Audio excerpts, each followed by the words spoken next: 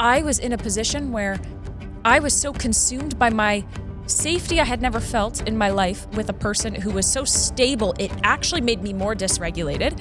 And then there was this deep longing of all I've ever wanted to feel was safe, and yet all I ever did was run to find some safety outside of me. Here we are in an intimate relationship, and we have found like the puzzle piece, the perfect puzzle piece to trigger our unhealed wounds. That's the gorgeousness, just by their very being, just the way they look at you. You just want to kill them, or you feel like about 2 inches tall. There's always a fine line for me between like, fuck you and thank you, God. I don't know which one to do in this moment. And when I'm feeling those moments with my partner, I'm feeling them within myself. I want to run, I want to stay, I want to feel it. And nobody's perfect, but he's regulated enough that she can now, quote unquote, come undone and feel these feelings that she's suppressed all these decades. And there was ultimatums, and there was failures and falling off and getting back on. There was humanity, and they're never giving up. And I believe they're an inspiration to all.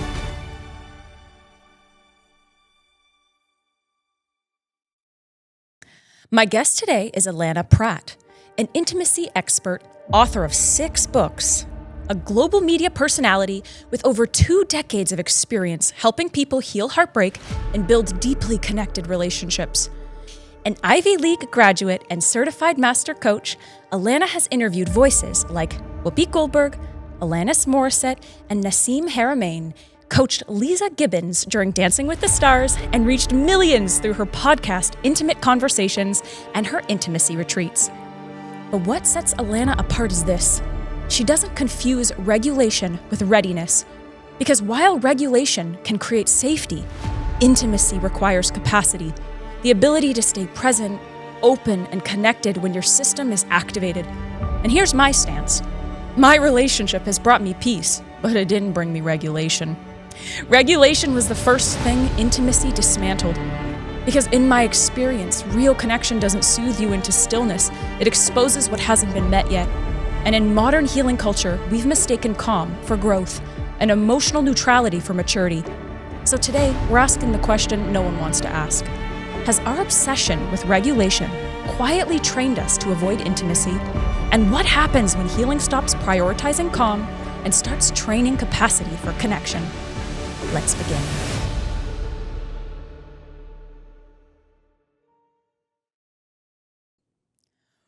Whew. Wow. What a mouthful, Allana Pratt. You have done so much extraordinary work in the world. I'm so excited to be with you today. Oh, thank you. It's great to be together again. And I fucking love this conversation because indeed it is what people don't want to talk about. They just want to keep everything tidy in a box, and life is messy. It's marvelous, but it's very messy. It is messy. And I feel like I'm quite a messy person. Like my emotional experience is high and low depending on what phase of my cycle I'm in and what I picked up from a conversation with my team or something I'm navigating personally in my business. And so I want to start this conversation by debunking the myths that we have about capacity and what it means to you in your work to exercise and expand our capacity. Yeah. So we could go all the way back to where this all came from. So abused growing up, sexually abused growing up, learned to dissociate to survive, and hypervigilantly overfunction. And I thought that that was life. And I was always 3 steps ahead, making sure you weren't going to hurt me, whether it was personal, professional, didn't really matter.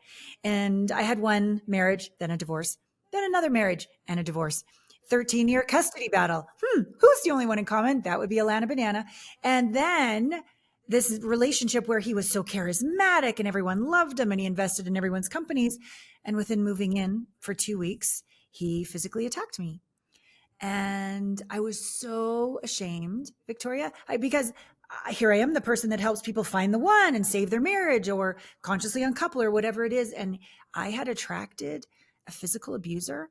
So I decided I was going to save him. I was going to be the one that was going to heal him. And then I would be good enough, wouldn't I? And we all know how well that goes.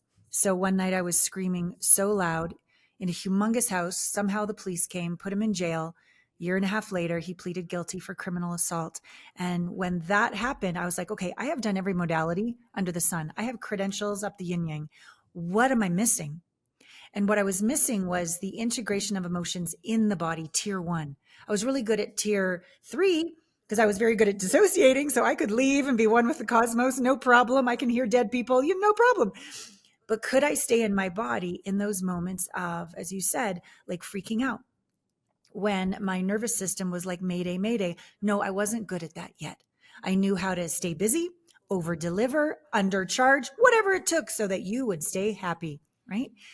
So as I began to do psychedelic somatic integration work, which is one-on-one, low dose of medicine, blindfolded, stay in the body, follow your emotions and body sensation to help your autonomic nervous system come home. I had no clue I wasn't in my body. I thought I was a little Miss Embodiment. I was a little Miss Sexuality and Intimacy, and I was a topless dancer, over in Japan in my 20s, and I've got this career and helping celebrities.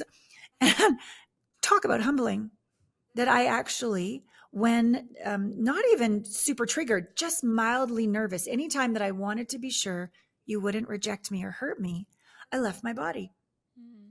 And so when I came back into my body, that's when all the memories came back of the sexual abuse. I had dissociated, all the memories were gone, but the smells, the sensations, the voices, the mental illness, it was your fault, you made me do this, you like this, like really fucked up shit, all came back. But so did my autonomic nervous system, all the way back to 0 point, still point.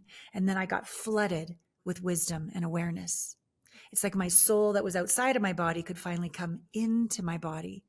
And I could actually know why I chose this life. I chose these challenges for myself, for my lineage, for my lifetimes, for humanity. And that's why I have such a blessing of being on your show right now. We can talk about this. So many smart, overachieving, very successful people don't want to go anywhere near healthy intimacy because they've got unintegrated terror inside of their sweet little bodies. And as soon as they go anywhere near it, they shame themselves, judge themselves. I should be better than this. I'm so spiritual. I've done all my plant medicine journeys. What's wrong with me? And then they leave their body again. Yes. So I love that I have the honor, deep, deep privilege of being with people from the darkness to the light to help them get back in their bodies again. And yeah, it's not pretty, but oh my God, it's worth it. It's so worth it. Because isn't that what we all want? At the heart of it, it's like we want to feel, I can hold this. Like whatever it is, I'm okay to process this. And anything that I feel is, I don't even want to say safe. Maybe you have a better word for this. But for me, it feels like I'm not going to lose myself or lose somebody else in the process of this. I think the hardest challenge for me in my first and only healthy relationship, which is with my now husband, is that I didn't have any examples of healthy relating.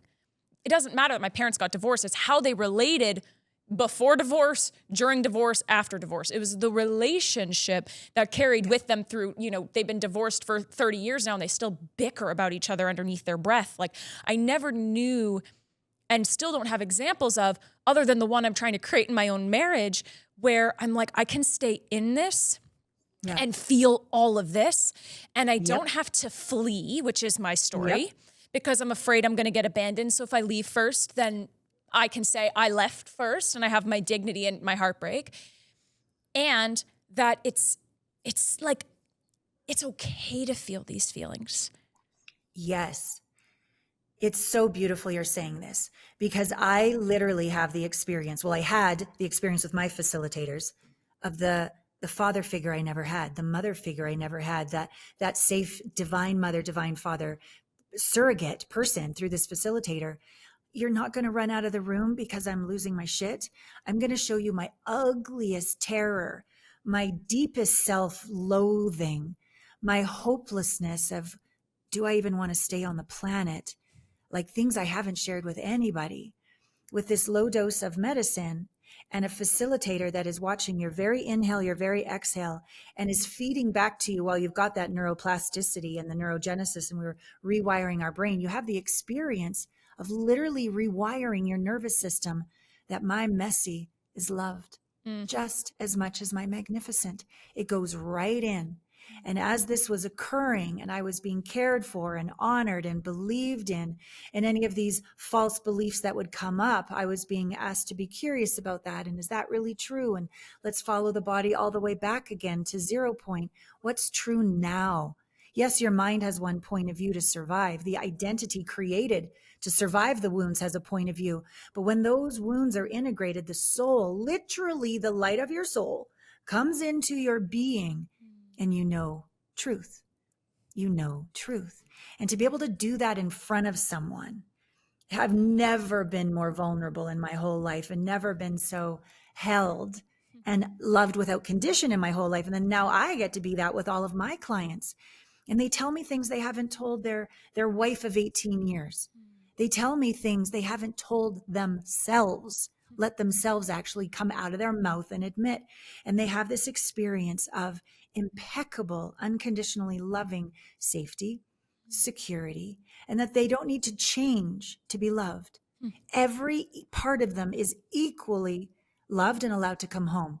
And then I watch over time, I work with people for like a minimum of a year. I watch over the year, destabilized become stabilized, disoriented become oriented, seeking, am I good enough on the outside, to knowing I am that I am on the inside out. And then the courage and bravery, because that comes from the body, not the mind, in a relationship to, oh God, here I go. I'm going to show them that I want to run for the hills, or I feel like I'm 5 years old when you didn't text me back, or when you looked at that person, I just want to kill you, but I shouldn't say that. Like all these things that are real that we all think and we all do right inside of our head, we get to share them. And then we get to risk, who are they going to be about it? Because we've developed the capacity not to leave ourselves. We might be rejected, but won't reject ourselves. We can even allow our partner to be slightly reactive, go do their work, come back and repair the rupture. We get to have what we never had growing up in this life, in this relationship now, as pioneers of conscious relationship on the planet. And I am so inspired by you and Hayden. And I'm so looking forward to this being my reality when I meet my person. Girl, he gonna need to get vetted because the kind of man that has to even hold a candle next to you is going to be like a pharaoh or a king. Like you are just like, for feminine energy. Like when I think so adorable. Seriously, I think about, I'm in my like, I want to become a mom era. So I'm thinking like, what is my like hot mom era? And for me, it's women like you that are like, that take care of their body, that take care of themselves, that are deeply, truly doing this work, that it's not this like, I don't need a man energy. It's like, I want the right king next to me and the right energy at the right time. And I'm not willing to settle. There's a hot mom growing inside of me. And when I see women like yourself, I'm so empowered by who I can become as a woman. And I kind of want to go back just a hair, because I think this is where our topic really comes in about, about regulation and how we, in the spiritual spaces, particularly in the personal development spaces and the wellness spaces, there's kind of like this ideal self. And unfortunately, in our community, in the spiritual community, there's this kind of perfection, the spiritual transcendent state of absolute joy and bliss and oneness that is the aim.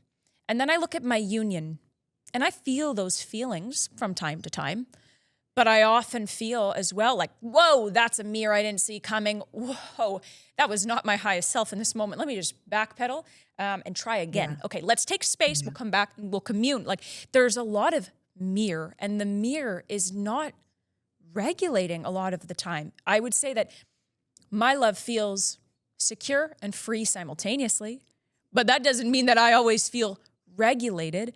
And so I think this is like a rub here where people project this ideal state onto their relationships and to their relationship with self. And then everything that is not that either means we have to transcend it, bypass it, or avoid it. And what do we do with that information, with the paradox of like being on awakening journey where there's like this ideal state versus like the path to ideal? It to me is really just falling in love with the mundane, falling in love with the perfection in an imperfect person, myself, and interrelationally. Yeah, thank you so much for saying that. Can we love our own perfectly imperfect and know that we've arrived? We are spirit in a body, but we'll never arrive. We will never get there. And the more I learn that I don't know. Yes. Right? So if we can see, this is how I sort of see it. I see things like in light and tendrils, and I also see them like in personas, all these fractaled parts of our soul. And they're scared to come home because we've judged them. Other people have judged them. And here we are in an intimate relationship. And we have found like the puzzle piece, the perfect puzzle piece to trigger our unhealed wounds. That's the gorgeousness. Our partner is our master spiritual teacher, meant to love the shit out of us and make us feel, adored and safe and devoted to on the one hand. But on the other hand, just by their very being, just the way they look at you, could just be the way they say something, you just want to kill them, or you feel like about 2 inches tall. That's a gift. That's a gift where we're unregulated, where there's nothing wrong. And hopefully, and it doesn't even need to be like this because we could just be with the messiness of it all, but hopefully one is slightly more regulated than the other. Normally you're not equally unregulated at the same time, thank God. So whoever's got just a little bit more sanity in them, with this umbrella of nothing's wrong, we're here to rub up against each other's unintegrated parts. And when it occurs, again, the mantra is nothing wrong, there's nothing wrong, and there's nothing to fix, and I love you, and I'm not going anywhere. The more regulated one. And then the unregulated one gets to not be judged. Don't hit below the belt. No violence, of course, but be real. I am so scared. I am confident you're going to leave me. You're being my dad right now. Like, name it. You're being my mom right now. You're being my ex-boyfriend right now, whatever it is. So stay in the mess together. Can you open your heart even wider and stay connected in the terror, in the unknown, in the uncertainty, in the messy, and just stay in it? If we can, this is me being a facilitator of psychedelic somatic integration. If we could just be with it, trust body, trust spirit, trust the heart connection, trust in the unknown, in the container of the relationship, it will of its own accord begin to regulate. If we feel the feeling and don't bypass it, blame it, walk away. If you can just sit in the fucking fire with your partner, who is hopefully the more regulated one, and certainly me when I'm a facilitator, I'm the regulated one. It's like magic. The body knows what it's doing. The breath that breathes us is spirit. It kind of knows what it's doing. It created the whole universe. Like, trust it. Okay. Your body and the universe together, when you just allow the emotion without judgment, without even an agenda to try to fix it, to try to be regulated and good enough. No, just be human with your partner. Your body of its own accord, your heart of its own accord, the love that you share with each other, the non-judgment between the two of you, that is a magical sanctuary for you to come home. And then when you come, quote unquote, home, your autonomic nervous system is back to still point, 0 point. Your soul comes in your body. All of a sudden, the wisdom of why that all occurred is right there. And your partner gets to witness it with you, share it with you, build a deeper bond with you, repair that rupture with you. And at some point you said, wow, I couldn't have done this without you. Thank you for staying in the dark with me. You're my everything. And that leads to devotion, if you ask me. Totally. That's the love that I think the God that created us is. When we lose our faith, when we lose our connection to ourselves, when we say, fuck you, God, why is this my life right now? I don't understand why this is the circumstance that I'm in. When we come back to faith, because all paths lead home, I believe, then God's like, hi, I love you. I never left. I was always here. Pick up exactly where you left off. There's no, well, you were gone for this many times and you did this many sins, and so that is going to lead to this much karmic debt. And it doesn't have to be that way, because I don't believe that that's who our God is. I believe our God is good. I believe our God has already forgiven us for anything and everything, because there was nothing that we needed to ever repent. I just simply believe that God is the essence of unconditional love that is always here and ready and present to meet us in whatever we're in. And I find, at least in my journey with God, and of course my relationship mirrors the ideal connection I desire with God, there's always a fine line for me between fuck you and thank you, God. They're kind of side by side. I'm like, I don't know which one to do in this moment. And when I'm feeling those moments with my partner I'm feeling them within myself.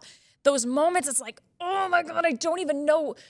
There's so much happening inside of I want to run, I want to stay, I want to feel it. Oh my God, like I want to get it out. There's so much raw material. And as an artist, I used to put all of that in playing characters for a living. And then my performance career ended at 25, and I now was in a healthy relationship, and I didn't have headphones and escapism to rely on to go portray someone else and kind of find a disassociation pattern through somebody else. Now I'm staring at my partner, and he's a secure attachment style with parents who've been together their whole life. And he's like, you're breaking up with me every month. We need to address this situation presently here. And I love that you're bringing this up, because I've been seeing so many unions separating. Last year, 2025, whenever our listeners are tuning into this, there were a lot of unions separating. Some people who had just got married who were separating. Some people who'd been together for a long time that were separating. I know it was a year of completion. It was a big 9 year. And I believe that there is something to be said about soul contract completing. But I also wonder how many of us need exactly what you're providing in the world, and they would have stayed together and they would have found deeper devotion. So I'm curious, like, what are you seeing in the relational trends of the world right now? And what do we need as relational beings in intimate relationships to be able to know that line between this is a deeper act of devotion, or the devotion is actually to the separation itself? I can just tell you who's in front of me, which are my clients. And because I don't know the behind the scenes stories of what other people have, why they've chosen to separate. But about a year ago, 2 years ago, she drew the line in the sand and said, it's either me and the kids or you're drinking. And he, very professional man, professor, university, very intelligent, didn't drink all the time, but when he drank, he drank. And her nervous system had never been able to come back to zero.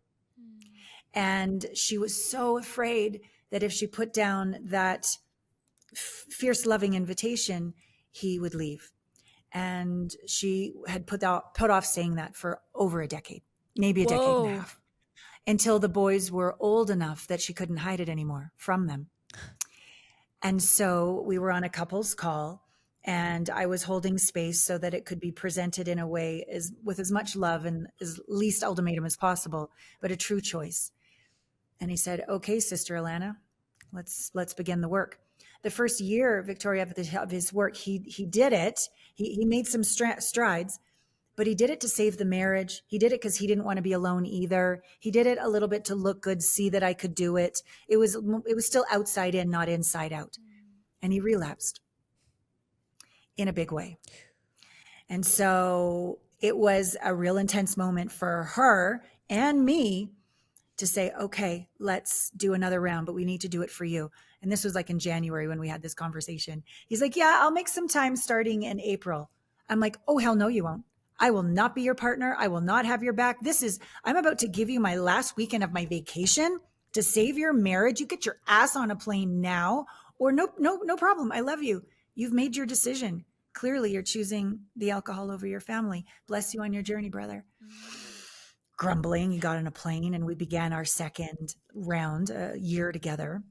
And here's what we discovered. This drinking wasn't about the drinking. So whatever your issue is in the marriage, that is reason to break up, reason to throw in the towel. It could be porn. It could be affairs. It could be drinking or drugs. It could be overworking. It could be lack of sexual alignment. Whatever your reason is, please, before you throw in the towel, have a look into the subconscious. Because if we look at our bodies like an iceberg, the tip of the iceberg, 8%, is our conscious mind. It's what we know and think and believe and can consciously be aware of, is super small. There's this huge iceberg, our body under the water, the iceberg under the water. It's huge. It's where all of our subconscious beliefs are, our pre-verbal beliefs are, and what we make the world mean, our past lives that never got integrated in other lives before. It's all in there. And so what we discovered when he was, what we're going to say, more committed, more intentional, was his mom almost died when he was little, then almost died again, and then finally died, cancer. So his little boy body, not his university professor mind, the unconscious, subconscious was convinced He caused his mom to die. He couldn't save her, and he didn't deserve to live. So whenever emotions came up and he had one drink, 2 drinks, 10 drinks, it feels really good because he'd never integrated that wound. And so what was about to break up the marriage was drinking. That was the symptom. The cause was a little boy who had a very Irish Catholic family that as soon as she died, the dad, the brother, and the brother never spoke about it again. And that lived inside of him. And once we got that integrated, holy fuck, the amount of wisdom and soul and forgiveness and, just grandeur that came into him, and a capacity, by the way, to be completely at choice around drinking. And of course, who he parented as changed. Who he was as a lover and a husband changed. Who he was for his students at university changed. And the marriage is thriving, so much so that now his wife just began her first year with me doing psychedelic somatic integration because she needed him to be, and this is back to the regulation that we spoke of before. She doesn't need to have him be perfect, but she needs for him to be able to regulate himself and be at choice with drinking so that her nervous system is now safe enough for her to integrate her trauma of the last 10 or 15 years. Of course, It's all the way back to her upbringing. We all know that, that she could easily blame him for, but now he's healing and nobody's perfect, but he's regulated enough that she can now, quote unquote, come undone and feel these feelings that she's suppressed all these decades. And they are, in my opinion, my inspiration as a couple, an inspiration to all the single people on our group coaching calls. They're the inspiration because they're real and it's messy. And there was ultimatums and there was failures and falling off and getting back on. There was humanity. Yeah. And they're never giving up. And I believe they're an inspiration to all. What a beautiful story. Thank you for sharing that. I love it because that's what I want to see in the world of love. And I want to see that for people for themselves, I want people to fight for things to be better for themselves.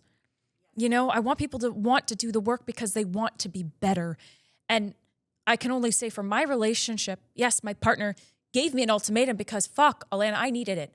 I was in a position where I was so consumed by my safety I had never felt in my life with a person who was so stable, it actually made me more dysregulated. It was like, I don't even know what to do with this energy. You're not going to go? Are you sure about that? Because everybody's always left. Are you, it was a test, right? There was all of that provoking. And then there was this deep longing of all I've ever wanted to feel was safe. And yet all I ever did was run to find some safety outside of me. And it was only through my relationship and the conscious choice he gave to me to say, hey, you need to work this pattern of abandonment out because it's not fair to me inside of our union because it destabilizes me and it's not right for us. It's not sustainable for us. That I was finally like, okay, V, your parents have gotten divorced 3 times each before you were 7 years old. You know that, but how is that showing up? How is that showing up in your patterning? How is that showing up in your understanding and feeling that people always leave and then how that has turned into your behavior? And it was so uncomfortable, even to this day. Like, since I had my episode with you, I got married. And my deepest fear has been marriage the whole time. And so about a few weeks before Hayden and I got married, we were not going to get traditionally married. And that was a choice that I thought was a godly choice because screw norm, okay? And then I had this very strong overcoming download, something to the effect of, you say that you're doing this for God, but wouldn't the most godly thing you could ever do would be to face your greatest fear in devotion to God? And at first I was like, okay, we're going to take that thought and cast it off because no damn way am I doing that. And then it came back. I said, are you sure that that's the best choice? You don't want to get legally married and you're saying that you're doing this for God, but maybe you should have a look at that. And so I told Hayden, hey, how do you feel about getting legally married? And we were on a hike at the time. I said it very casually in the same way that he told me he was trans, which is hilarious. And we were just kind of like, what do you think about this? It's just like very serious thing in a very casual way. And his smile, Allana, the smile that this man had on his face, because he had never been chosen in a relationship before. And everyone had always left him because they said he was too good. And of course, that was my destabilization point, because I thought that if it was too good to be true, it had to be bad. So I understood that narrative, but I also felt this deep calling from God to go into the crunchiest part of my deepest childhood wounding for God, for the union. And that same day, we had like a date to celebrate because we ended up getting, our papers and all that stuff. And we were celebrating, and he goes, "You helped me integrate my deepest fear by you choosing to commit to me, because your deepest fear is commitment. My deepest fear was not being chosen. And in that moment, you gave me a gift in the same way that you gave yourself and us one." So I think that's the gift of being able to like go right into the oyster in the name of divine love, to go into it for the name of like the most deepest reverence to the human, the human experience that we're in. And then, like you said, like the pearl comes out, and it's oftentimes for both people. Like it ends up serving both parties in the most spiritually healing way. It's like we meet God deeper, the deeper that we go into the messy. Waking up can feel like your whole world is turned upside down, and there's no one there to catch you. Whoa! And so you ask yourself, who am I? What's my purpose? What are my gifts? And years later, you're still asking yourself the same questions. Cue the Sovereign Healer, the only psychic development and energy healing sovereign development school that'll help you understand your unique abilities without leaving your meditation cushion. Let's get it. 100%, 100%. I'm seeing like the third and fourth and then fifth dimension all happening as you're telling this story. It's so beautiful. Obviously, if you're asleep, let's say you're in the third dimension, I'm right, you're wrong. And we outsource all of our power and we try to get all of our love from the outside in. Okay, you're clearly beyond that. Often in the fourth dimension, and we're not just either all fourth or all fifth, like there's aspects of ourselves that are still lagging behind or way out in front. But when we get into the fourth, I find that we have a little more, I'm doing it for God, or I'm doing it for the planet, or I'm doing it for, it's a bit of a bravado, or even a little bit of a poke of revenge, or a little bit of, fuck them, we're going to do it our way, this kind of thing. And that's all good, because I think we're evolving. We're discovering our truth. We're discovering our truth. But our truth, in my opinion, is a win-win-win for all. True truth is a win for me, a win for you, and a win for all, as a frequency, as a oneness, as a unity. And so when that truth has got a little bit of a not that out there, then you know that you're on the way to the fifth, but you're not quite there. You're still in the fourth. So I love what you said, because as soon as you stepped into, I'm going to say your aligned truth, your soul's truth, your embodied truth, all of a sudden it was his truth too. It was a win-win. And all of a sudden, because I'm going to call you public figures, influencers, it's a win for all to hear this story and to feel, and this is even the most important part, feel the frequency of it. There's a different frequency with which you speak when you spoke of the first way you were going to get married and it wasn't going to be legal and it was going to be for God. There was an energy to Yes. it. And it's a higher frequency that you're embodying as you shared this win-win for all. And I do believe, and that's the question all the way back to the couples that you saw completing their relationships, it takes two to be willing to do this work. It takes two to be willing to step into the unknown. It takes two to take ownership. It takes two to truly, I'm going to be the more regulated one in this moment. I got you. Yeah. And I'm not leaving through all of this. And I'm not going to fix you because there's nothing wrong. You're just integrating and bringing home a part of your soul. And I have the blessing of witnessing and loving you as you do so. That takes a lot. And to find two people on that same commitment and intentionality and soul's journey to both be that level to get to the fifth, my experience is that some people were and some people weren't. And those that weren't were willing to bless and release and continue moving and hopefully walk right into a partner that is willing to do that fifth dimensional work with them. Because I see it like it goes transactional, fourth dimension. Like, I'll do this for you and you'll do this for me. And I'm better and you're better. And we can literally walk beside each other. And that's lovely. That's sure better than fighting all the time and, being a detriment to society. But the fifth is different. The fifth is I'm whole, you're whole. And my very frequency, my very being, whether I annoy you or delight you, literally is a catalyst to awaken dormant evolutionary qualities within you. And you are the same for me. And we both wake each other up. And it's like 1 + 1 is infinity.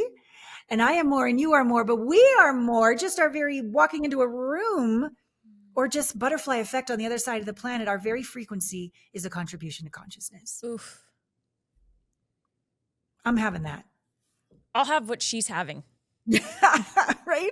You can feel it, can't you? Because you're Totally. so fucking awake. Totally, because I grew up in a childhood of transaction.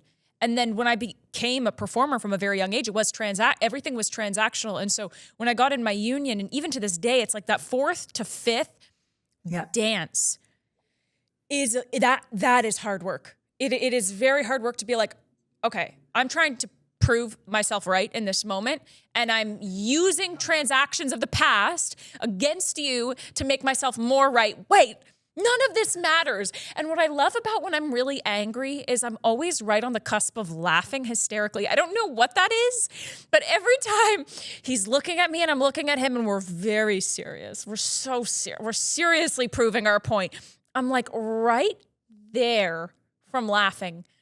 And if we can just tip over that emotion, we realize it's really not that serious and we're fighting for the same thing. And the fact that we're even still sitting here long enough to try to, it out means that we love each other enough to hug it out. And every time we just kind of flip, frequency, I love that you're using the dimensions because that really lands for me. It's like, wait, we're on the same team. Yep. We're in service to the same thing. We're in service to the same thing, which is love. And then suddenly it's usually like, okay, let's hug, let's fuck, let's go do something else, let's go play. It's not that serious. And it really oftentimes, thankfully by the grace of God in my union, it's really not that serious. I mean, my man is a very green flag, okay? He has an Instagram page called Fun Guy Hikes. Yes, babe, I'm chirping you right now. It's called Fun Guy Hikes, where he takes photos of mushrooms. Nice. He is obsessed with mushrooms in Vancouver, and we go hiking, and he takes photos of them all the time. Like, I have such a blessed green flag kind of man. But at the heart of it, I think the beauty of him being such a green flag is that it brings up all of my red flags. And the moment that I can let go and not try to be like, this is what I'm supposed to, just let it go, then suddenly it's like, you want to go get our favorite food place? Do you want to just... This is so great. I'm so glad you're giving these examples to the viewers and listeners because I see the two of you like a piece of, like a kernel of popcorn that just like, I'm right and you're right. That's so 4th dimension. Pop. And then you pop into 5th where you're like, oh my God, we're on the same team. But you actually have to feel your feelings and not intellectualize it to get there. Yeah. You actually have to be authentic and feel the discomfort of the popcorn about to do the thing, right? And you will laugh. Or you will rip your clothes off and fuck, or you'll literally pop into a new communion because it was separation, oneness. There it is. So beautiful. That's exactly it. And I would love my highest invitation for unions that are on this path, or even, I think because the union is a mirror of us, right? And our highest path to our deepest, most intimate relationship with God. I think this conversation is so yummy because it can hold a single person and feel such deep understanding in the same way that it can hold somebody who's in an intimate relationship right now, because it's the same thing. It's just having a mirror versus you looking at yourself in your own reflection. And at the heart of what I love so much about this is that there's space in this conversation for complete radical acceptance of self, and yet knowing that you are loved, even if you were not regulated. That is what I think is so beautiful, because I've shamed myself a lot for just feeling so much and feeling so much energy and sometimes anxiety, and I'm in the wrong, I'm in an energy and I'm like, I just picked something up, and I've struggled with this because there's been self-inflicted narrative that I'm not spiritual enough. And I wonder how many people who are listening to this are maybe feeling a little bit more permission to be loved and enough in their messy and in their human experience. Yeah. This is why I've just become so in love with leading these psychedelic somatic integration journeys. There is no greater honor than being with someone who's terrified to feel and then terrified to feel in front of me, and then have the experience of being with themselves and staying with themselves and being with me and being loved. And all of that literally gets integrated in the moment of like, oh my God, I actually am okay.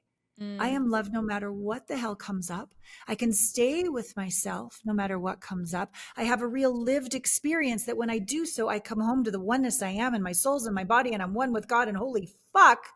Like this, last weekend I had a client, and at one point she had to go pee, and she comes back from going pee. I am huge, she said.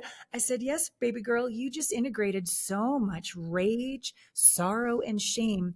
You have made space for your soul to get in your body. Your soul is about 2 stories all the way around you. And then inside of that is your mental body, which you can't see. Inside that's your emotional body that you can't see. And then inside that is your physical body, which you can see, and you can feel all of this crapola of emotions that you just went through so bravely. And now there's space. And now the hugeness that you are, there's no separation. This is soul embodiment.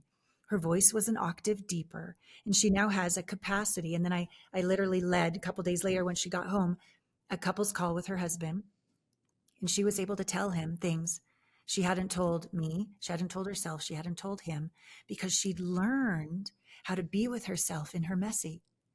She learned that if you just stay with it long enough and don't judge it or try to fix it, just take the journey, take the adventure, take the ride through the dark night of the soul, you will come home to the light. You will be the embodiment of light. At one point, her pineal turned on so much, she had a blindfold on. She goes, it is so bright in here. What is happening? I'm like, oh, baby girl, your pineal's turning on. Your third eye's turning on. Your divine mind's turning on. This is amazing. Wow. And then she could see truth. She could see situation. She could see the very same situation that a different set of eyes had looked at from a lower dimension, an unintegrated emotional place. But then from a higher dimensional place, the solution was evident, self-evident. These are our capacities. So we can start to see our partner this way. They're freaking out about this, that, and the other. And normally we'd meet them right and wrong, judgment, conflict. But we begin to embody this capacity to see the bigger picture and the present moment all together, which is the embodiment of compassion and patience, which allows for that little smirk or that, let me hold you now, whatever's appropriate. We can be that for our partner because we've learned how to be that for ourselves. Oof. There's a lot of conversation about mirror work, and I think mirror work is a really beautiful practice. But I personally feel that there are kind of 3 stages to love. The first one for myself is forgiveness. The second one is acceptance. And then the third one is love.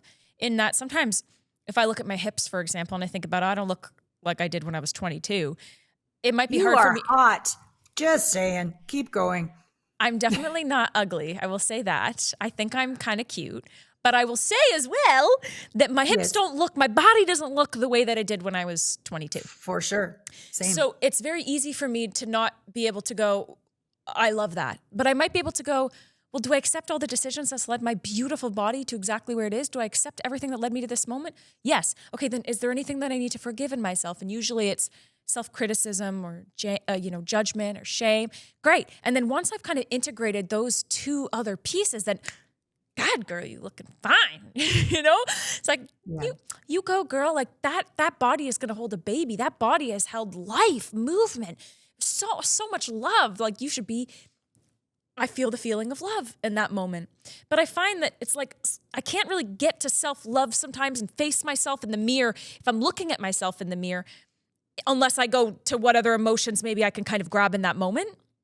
But then also I find that if I just remove all of that and I put a blindfold on, then everything turns online. As you were speaking, it reminded me of, as a performer, as a singer, you see a lot of singers. When they start to really get into it, their eyes close. And I've been contemplating why they do that. It's because in my experience, like the emotion is taking me deeper. And the more I close my eyes, the more I feel the current of energy moving through me. It's like, I can't look, I have to feel. And that kind of metaphor, I've applied that in some of the things in my relationship would feel like too strong of mirrors. It's like, no, come back into your own hall of mirrors. Put on the blindfolds and listen to what's going on in your own inner landscape and feel what's going on inside. And I think that's so valuable, at least from what I'm hearing for you, as a practice that someone can do in their own way, in their own journey of self-contemplation and maybe feeling into some of these other subconscious layers. Completely, love. You're so spot on. So when I'm doing the psychedelic somatic work, they will all of a sudden, and my body tracks as well over time now that it starts to do that. I'm toning, I'm seeing visions, more capacities are coming online, which is so beautiful and humbling. But I'll start to go, I'll feel nauseous, for example. And then I'll say, I'm feeling nauseous. What are you feeling? Or maybe I'll say nothing and they'll say, oh, stomach ache. And I go, great, let's stay with your stomach. And I'll just literally talk right to their stomach. What are you having trouble stomaching, digesting? What emotion is held in that discomfort? And then the disgust. Let's feel that. We don't need the story. If it's important, you can tell it to me. But really, we just need to give the stomach a chance to be honored that's having trouble stomaching. Maybe the way you're talking to your ass. Maybe the way you are judging yourself about this. Maybe the way you feel afraid every time you talk to your sister or so, whatever. Like, let's just honor the body's wisdom that there's held emotion that we haven't given it time to feel. And then let's let it go where it wants to go next. Oh, and then next, the legs start to shake. And I'm like, oh, are they afraid or are they just discharging down out the stomach, down out the legs, just into Mother Gaia, just is going to receive all of our discharge energy so we can be free and be a stand for who we are, be grounded in this reality, be brave to be here. I just watch bodies have tremendous wisdom of what's going on. Lower backs, often in the metaphysical community, like money, fear of money, right? Lower back. Mm-hmm. Well, when I'm with a client, I'll say, okay, so lower back pain, got it. What emotion is held in the lower back? Fear. Let's feel that. Then up to the head, they tell a story. No, just, thank you. Back down to the lower back. Let's feel that because it's terrifying. Fear is terrifying. But when they get the hang of it, that I'm not going anywhere, take me with you, that their body will regulate if allowed, then you start to honor and listen to this beautiful best friend that we walk around with every day, our body. It's helping us. It's telling us things. Emotions are our allies, not our enemies. And once integrated, what's amazing is once you integrate the fear, let's say, that's stuck in the lower back, it will, like alchemy, like from lead to gold, it'll tell you something. It'll give you a download. It'll give you wisdom. Oh, that phone call, you ought to make that phone call. Oh, that's who you need to talk to.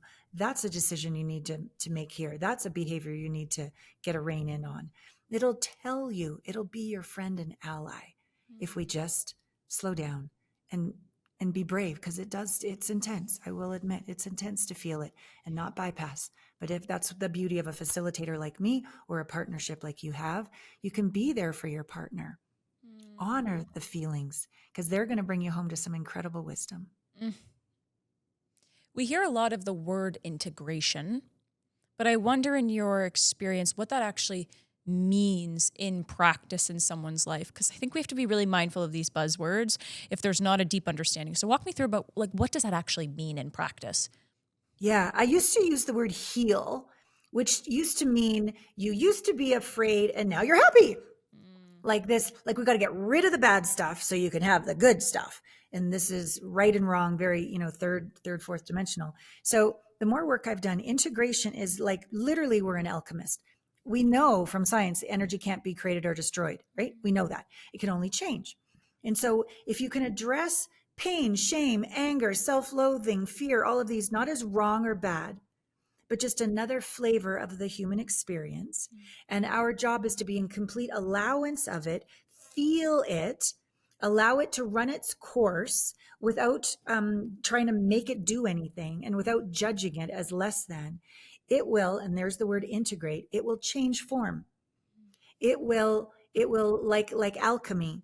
It'll turn from pain into maybe allowance, or shame into compassion, or it'll turn from fear sometimes into courage. It'll literally, the emotion, when you allow it to run its course, will turn, change, integrate into a higher vibrational. It's almost like the bud of the flower, it opens. Like, oh, that experience, is the bud worse than the open flower? No, It's just as worthy. It's just as beautiful. It's just different.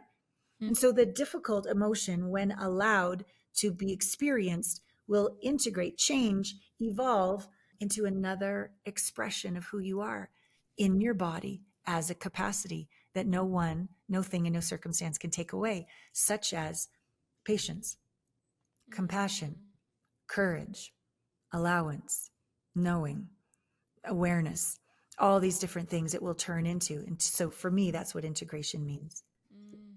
It's like through the alchemy, you access what is priceless. That's what I'm hearing you say. In my work, what I love, because I work as an interference healer, so at the heart of what I do, I look into the soul agreements. So in the same way that you mentioned like past lives and how those can run concurrently through lives until things are resolved, I actually go through the information of the person's lives and go through their actual agreements and see what is conclusive on a soul level that they are still using their free will to linger or to continue. And this is what I call interference. So karmic energy that has come through lifetimes or through the lineage that they have consciously chosen to incarnate with because of natural order and how things have to be rearranged energetically. So there has to be resolve. And then I go into those particular timelines that are coming through in natural order when they're complete to help basically pluck and remove the main interference so that the natural budding can happen. Beautiful. Because the highest manifestation of what I want to do in my work is to restore natural order. And when there's interference and there's all these things that are pulling back from karmic energy, unresolved energy, entities, energies, beings, gifts that are held back. Once that's kind of plucked from the initial causation that created the reality of interference, then similar as you, there's the budding. I wonder how much have you seen in relationships where things go deeper than just kind of the emotional somatic processing? How often have you went into kind of multi-dimensional lives, or how much have you went beyond what you're seeing on a, body-based 0 to present day lifetime? How far do you go into the dimensional landscape to support? Oh my God. Personally, it's been amazing. I with my practitioner, I started to hear a tone before he'd make the tone. Cool. I could hear it. And then I started to say it. And he's like, oh, that's my tone. You took it. I'm like, no, we're in the same dimension someplace else. Or he was about to sing an ikara or something, and I could hear it before he'd start to sing it. And one time, because I'm blindfolded, he had 2 owl feathers and he was doing this, and they were in, and I said, oh, butterflies, there's butterflies all around me. So I could sense these things. And then, so that was the beginning. And then as we went on, my chakras, I had many past life experiences, many deaths, like being buried alive and being laughed at, heads chopped off, burned at the stake, all these different lives would come. And it was right at that moment where I was so ridiculed, humiliated, alone, and then I died. And so that came into the next life and it wasn't integrated. So I went through death, and my facilitator was right there to be who was never there in that life. I'm so sorry that happened. That was so unfair. I'm right here. Take me with you into the life between lives. And he'd still be there with me. And I wasn't alone. So I wasn't afraid. And then funny things would happen. Like just my finger would decide to come online, and then it would go all the way up to the ceiling, and then my arms would come, and now I have wings, and just crazy shit would occur. I felt like I was a dragon. I felt like I was all the way back in Egypt. Like I've had incredible experiences, and whether they're real or not, the point I believe is that I have a capacity in this present moment life right now that makes me feel more at peace, more powerful, more empowered by empowering others, more giving of my life as a gift to humanity. Let me serve, let me shine, let me be all I can be. So I feel more, whether those are quote unquote real or not. So that's me. Clients, generally by the 3rd journey, sometimes by the 2nd, whatever their issue is with men. For example, I had one client, and she was always doing pretty, trying to get the men to like her. But when we went all the way back, she's like, okay, this is wacko. She's very analytical. She's like, I'm seeing myself in a guillotine. I'm seeing the king and his new queen and I was the old queen. And she's narrating this entire story of why she needs to be pretty and make sure she doesn't get in trouble because she got her head chopped off in one life. And then we went to another life underneath that. So it just was like dominoes. As you said, you pluck it out. I'm seeing lifetime, and we integrate this, Cool. and then the whole line is clear. And then her hypervigilance, our subconscious programming, which is a frequency that's running 1,000,000 miles an hour, literally 1,000,000 times a second, going out into the field and coming back. So her need to find men that would reject her, and the need to be pretty and think her body's like a, prostitute and, archetype kind of energy, that wasn't running anymore. That was integrated. That was quiet. That was complete. All the downloads of wisdom live in her body. She doesn't need to do that anymore. Those kind of men aren't attractive anymore. Cool. It's okay to walk out without makeup on now. She doesn't compete with other women. Like, this is the lived experience when you start to integrate, I believe, past lives. I love it. I love hearing other people's inlets and outlets. It's what I call it, like your ability to work with the spirit world to be able to support through your natural connection points of service. I feel like in many ways we're in service to the same thing, which is for people to be in love, to be in natural order, to be in natural connection with who they are as souls in the body. Because in the moments where you were talking about kind of like unlocking, I split up energy healing in 5 stages. So to open it, to actually be able to open accurately and see open, accurate information in the field, then to be able to remove it. So like, what are the actual interferences in the field? Get me to the root cause point, right? In the same way that if I was a heart surgeon, I wouldn't go to the bladder, right? And then once I remove what that is, now it's about restoring is the next stage, where it's like I'm taking all that lost time and I'm lining it up through the field so that everything that was and that is now resolved is lining up all the natural awareness and breakthroughs and clarity in this now moment. And everything I do is through meditation. So I do it, and they could be fucking on a race car track around the world, and I would still be able to enter their field because I like that kind of remote spaciousness.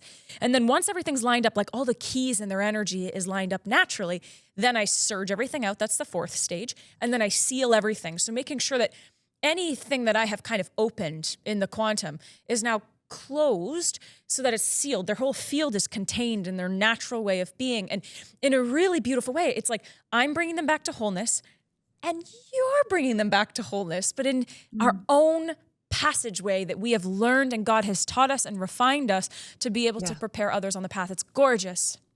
Wow. Thank you for sharing. It's like a diamond. We're different facets of a diamond, giving our gifts to people. And I'll be honest, there's level 4, you're gone. Level 3, suicidal. Level 2 is that really short, acute, difficult stuff. When those start to happen, I started hearing a tone, and then I started to open my mouth, and I'm not a trained singer like you. And I'm like, there's no fucking way I'm going to be able to hit that. But I opened my mouth and I did. And it was a breath longer than my own. And every so often it would go digital. And I really feel like I'm helping their body break up that really intense bit of energy. And I'm just being used. And then when it finishes coming through and now they're in one, my ears are ringing and it's like I can hear other places. But I will say, I'm not as step by step. Yeah. I'm more of a fierce, don't you fucking hurt this person, like a protector. Yes. And then I'm so tender and patience of eternity. And I feel I'm more like like I'm just like a protectress. Yes. That totally tracks. Yeah. And then if there's needs to be something I do, because sometimes my hands move crazy or a tone comes through, or sometimes I'll play bad cop. If there's a belief coming through, I'll fuck with them a little bit, but I'll ask first if that's actually what they need, or I'll be really like benevolent mother. I can be that, whatever they need. I just feel like I am being used for them, but I am in service to the medicine, their body, and the divine. That Trinity's running the show, and I'm just honored enough to witness and facilitate. Yeah. Whew. Well, this has been beautiful. Not even that I'm actually surprised at all, but I actually can't believe it's been an hour. That's crazy to me. Yeah. Thank you. Because I can only go as deep as you can listen. So what a gift you are. Thank you. Oh, well, I just think you're the frickin' bee's knees, and you know that. I'm not going to make you dance on this pod, but I would love to be open. That's right. I made you dance. I have to tell you a secret, though. I got to tell you a secret. So Yeah. my PR team filled out the form, and they were like, so I put this song for you. Yeah. Are you cool with I Want to Dance with Somebody? Because they asked me to put down a favorite song, and I was like, yeah, I get down with that. I'm like, it's not my favorite song, but I'll get down with it. And so they picked the song, and then I boogied with you to the song that they picked. I'm so glad they picked a song that I knew all of the lyrics of. And I mean, I love I Want to Dance with Somebody, but it wasn't my song. Oh, well, we should do it again then. What is your song? We'll do an IG live and we'll dance. I would only do that with you and for you. So I do want to ask if you feel called, if there's anything that's on your heart, anything that feels pressing. I trust you as a channel and in service to humanity. Is there something that feels relevant or pertinent or important to close out this space here today with? I not like some wisdom that's going to come through me or whatever, but really just a gratitude that our souls found each other in this life. And that I was born in Vancouver, right? I've traveled and lived all around the world, and I live in Santa Fe right now. But like that, I started there. You live there now. We found each other in this crazy thing called the internet. Yep. And I am so grateful that you exist and that you share your journey so vulnerably. That is one of the things I value about my life, is that I can be relatable and safe, because I've been through some dark nights of the soul to the light. And I just really love that we found each other. Thank you for all that you do. Thank you for having me on. I love that we love who we are and what we're up to, and that we're messy and we're marvelous. Yeah, so good. Beautiful. Absolutely beautiful. And I feel like who we attract inside of these spaces, to me, the people in my world want real. Yeah. At the heart of it, like the people who come to listen to something like the spiritual debate, they want real. They want no fluff. They want messed up words and us not being perfect. They want the side of spirituality where there's the human experience that gets brought along with it, while we do all these really cool things like feel tones in the field and, line up all keys in the energy field. Like they want both. And so that is exactly what this space has given us. So Allana Pratt, thank you for being on the Spiritual Debate Pod. I always close out the episode with the title, but I completely forgot it because I'm too obsessed with you. So we're going to leave this question with the audience, which is, has regulation made us bad at intimacy? That was our topic. I feel like we really dove into it today in so many beautiful ways. And now we're going to leave it with our listeners. What do you all think? I'm V, this is Allana Pratt, and we'll see you all again very soon.